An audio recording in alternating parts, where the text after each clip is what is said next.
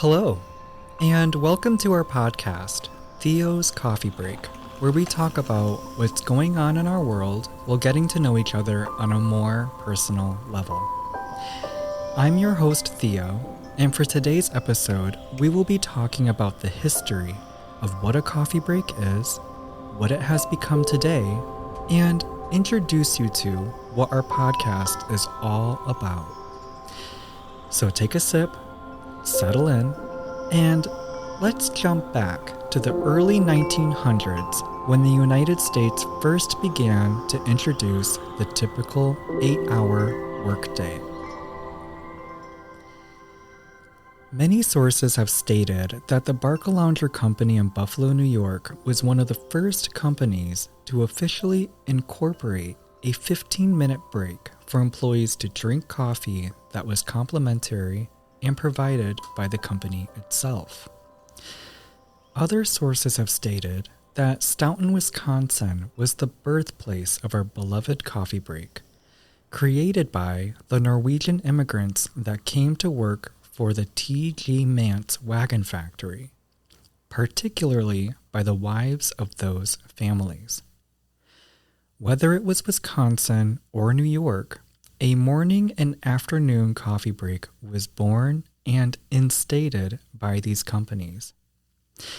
In 1951, Time magazine noted that the coffee break has been written into union contracts, which the Pan American Coffee Bureau created an ad campaign in 1952 telling consumers, "Give yourself a coffee break and get what coffee gives to you."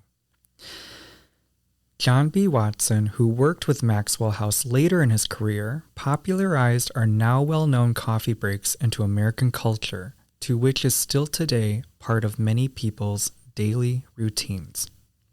So, what is our work-sanctioned 10 to 20-minute coffee break now in the year of 2025? Well, looking at the U.S. Department of Labor, it states under the Breaks and Meal Periods section that federal law does not require lunch or coffee breaks. However, when employers do offer short breaks, usually lasting about 5 to 20 minutes, federal law considers the breaks as compensable work hours that would be included in the sum of hours worked during the work week and considered in determining if overtime was worked.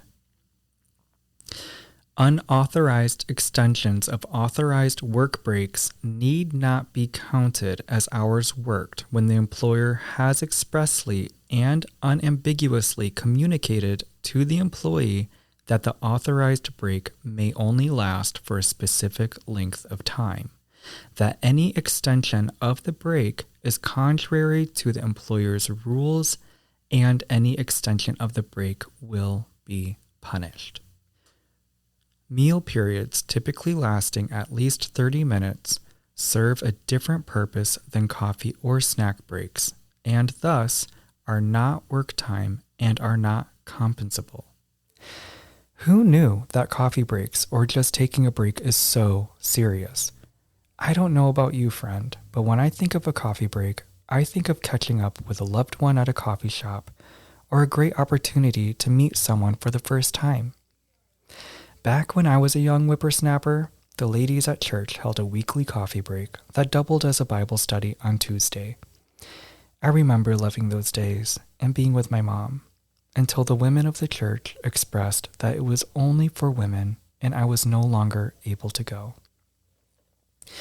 Nevertheless, I do believe that it's important to take time for yourself and socialize with other people in person. And why not do that over a coffee break? Whether it's with a coworker, a friend, or family, we should all enjoy our favorite hot beverage of choice and just shoot the breeze. So, if you're still here with me, let this be our coffee break together.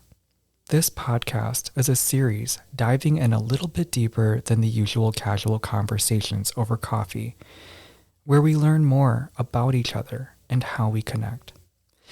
Theo's Coffee Break is also about giving the Grand Rapids community a voice and an opportunity to share what they have been working on, We will have established Grand Rapids, Michigan business owners and community leaders as guests to share more about their fields of expertise and how they brought their vision to reality, while also giving insight and advice to those who may want to start their own venture.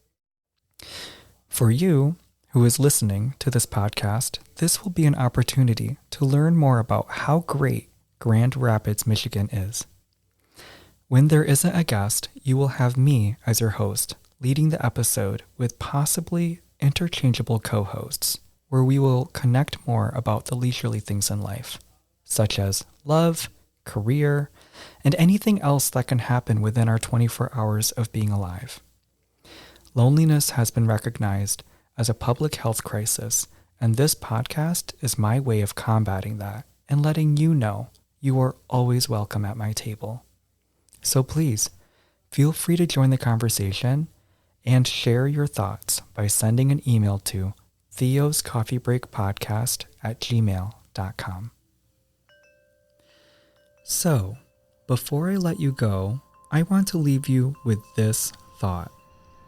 It is in the times of struggle and adversity that we see those for who they really are. For some, they may bring unease and strife to those around them.